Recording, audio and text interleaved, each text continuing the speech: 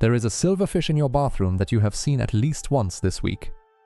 You found it in the sink, or beside the bath, or on the floor near the toilet, moving with that distinctive fast, fluid, slightly unnerving motion that is difficult to describe but immediately recognizable to anyone who has seen it.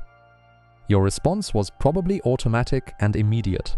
You flushed it, or you crushed it, or you dropped something on it, and then you went back to whatever you were doing without thinking about it again. If you have been finding them regularly, your response may have graduated to something more deliberate. A spray from under the sink, a visit to the hardware store, a conversation with a pest controller. Because the prevailing understanding of a silverfish in your bathroom is that it is a hygiene problem, a sign of something damp and dirty, an indication of conditions in your home that need addressing. That understanding is not entirely wrong, but it is so incomplete that acting on it without the rest of the information is a mistake, and the mistake is not just that you are killing an insect that has been on this planet for 400 million years without significant evolutionary modification.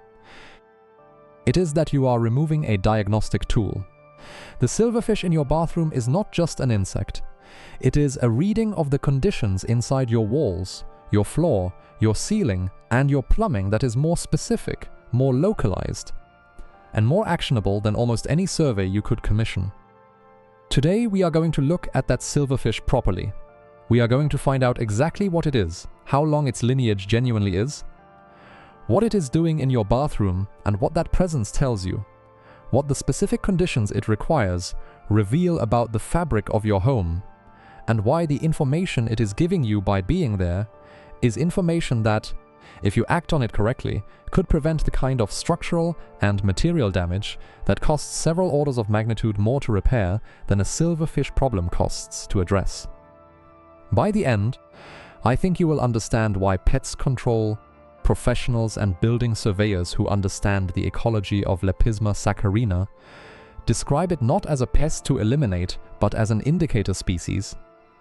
An animal whose presence in a specific location tells you something precise about that location that you would not otherwise know, and whose absence after remediation confirms that the conditions driving it have been corrected. Let us start with what a silverfish actually is, because the answer is more interesting than almost anyone who has killed one has stopped to consider. Lepisma saccharina is a member of the order Zygentoma, one of the most ancient orders of hexapods on Earth. When we say ancient, we do not mean in the vague, general sense in which the word is sometimes applied to organisms. We mean that silverfish are morphologically, structurally, almost identical to fossil specimens found in Devonian rock strata dating to approximately 400 million years ago.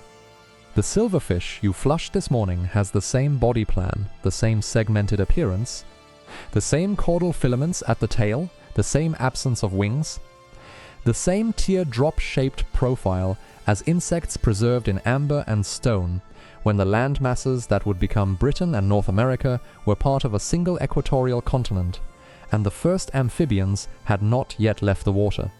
It has not needed to change because its strategy works. It is, in any meaningful biological sense, a perfect organism for the environment it occupies, and that environment, the dark, humid, food-rich microhabitats created wherever cellulose-rich materials accumulate in warm enclosed spaces, has been reliably available to it since long before humans began creating it deliberately in the form of houses, bathrooms, kitchens, and bookcases. The silverfish cannot survive without humidity. This is the foundational fact about this insect that makes it a diagnostic tool rather than simply a pest. Lepisma saccharina requires a relative humidity of between 70 and 90% to survive. Below 70%, the silverfish desiccates. It cannot regulate water loss the way more evolved insects can, and in conditions that fall below this humidity threshold, it will die within days. This means that the presence of a silverfish, not in the bathroom generally, but in a specific location within the bathroom, is a direct indication that the relative humidity in that location is consistently at or above 70%. The silverfish did not choose your bathroom randomly. It chose the specific corner, the specific wall junction, the specific area behind or beneath the fixture where it was found because that specific location meets its survival requirements. And the reason that specific location meets its survival requirements is that something in or behind that surface is maintaining a humidity level that normal bathroom ventilation and use does not explain. Here is the part that will matter most to you as a homeowner, a renter, or anyone responsible for the upkeep of a domestic property. A bathroom that is used, adequately ventilated, and in good structural condition will experience transient humidity spikes during use, during bathing and showering, but will return to acceptable ambient humidity levels between uses. The insects, mold, and decay organisms that require sustained high humidity will not find viable habitat in a bathroom that ventilates normally because the conditions they need are not sustained for long enough to support them. A silverfish living permanently in your bathroom is not there because the bathroom got wet during a shower. It is there because the humidity in its specific location is sustained.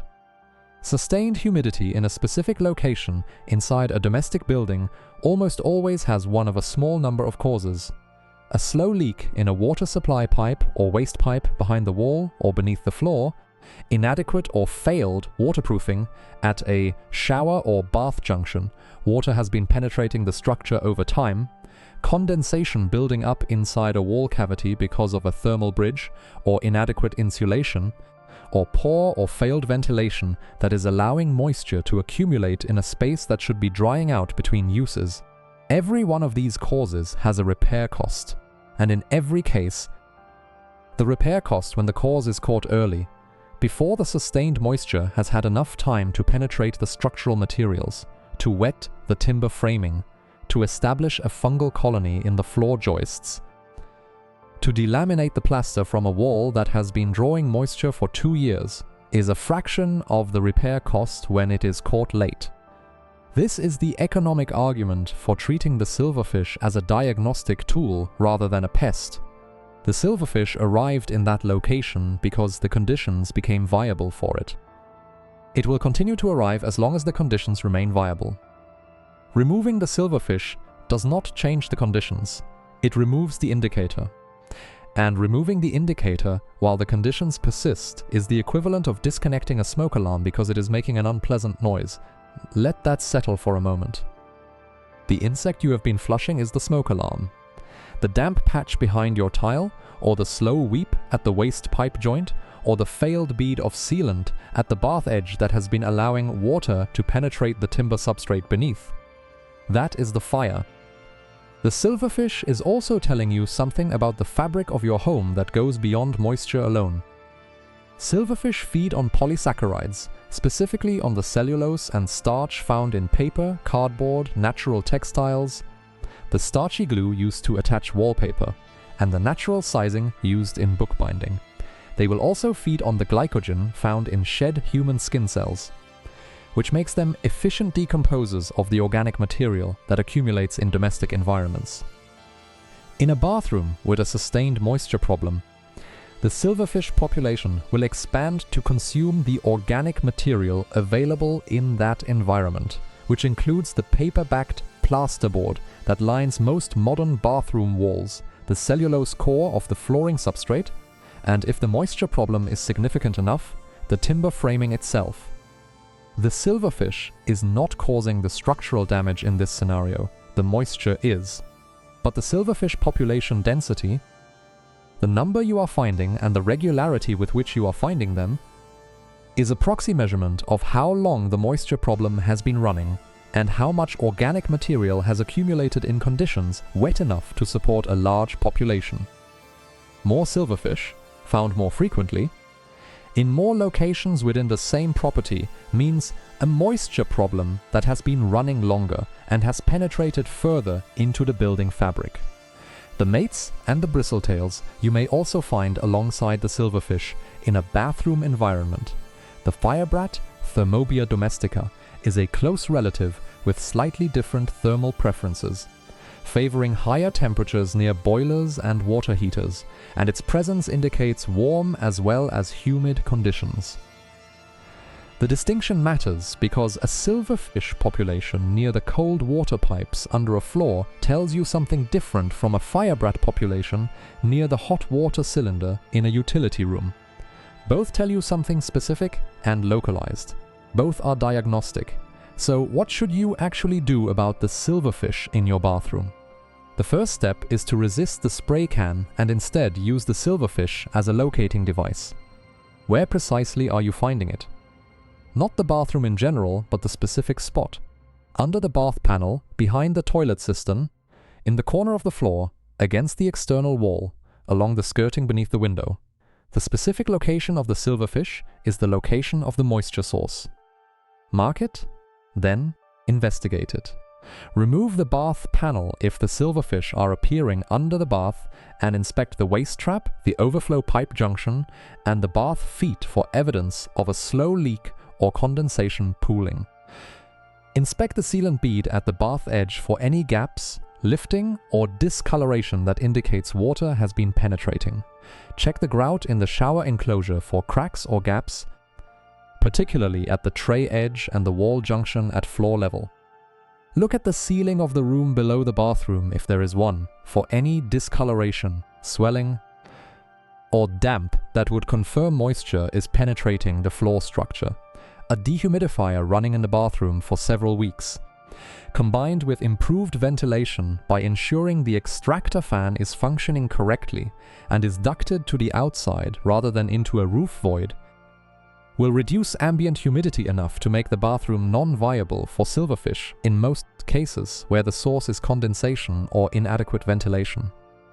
If the silverfish return after these measures, or if they return quickly in the same location despite the ventilation improvement, the moisture source is structural rather than environmental and requires a professional inspection of the specific area where the silverfish is consistently found. What you should not do is treat the silverfish population without addressing the moisture source. Insecticides, diatomaceous earth, sticky traps, all of these will reduce the silverfish population temporarily. None of them will change the conditions that support it. A bathroom with a 2-year-old slow leak behind the tile and a silverfish problem addressed only with insecticide is a bathroom with a 2-year-old slow leak becoming a 3-year-old slow leak, with the structural damage accruing monthly, invisibly, inside the wall, with the only diagnostic indicator you had now removed and replaced by the silence of a problem continuing to grow without witness. The silverfish in your bathroom is not a hygiene problem. It is a building health report.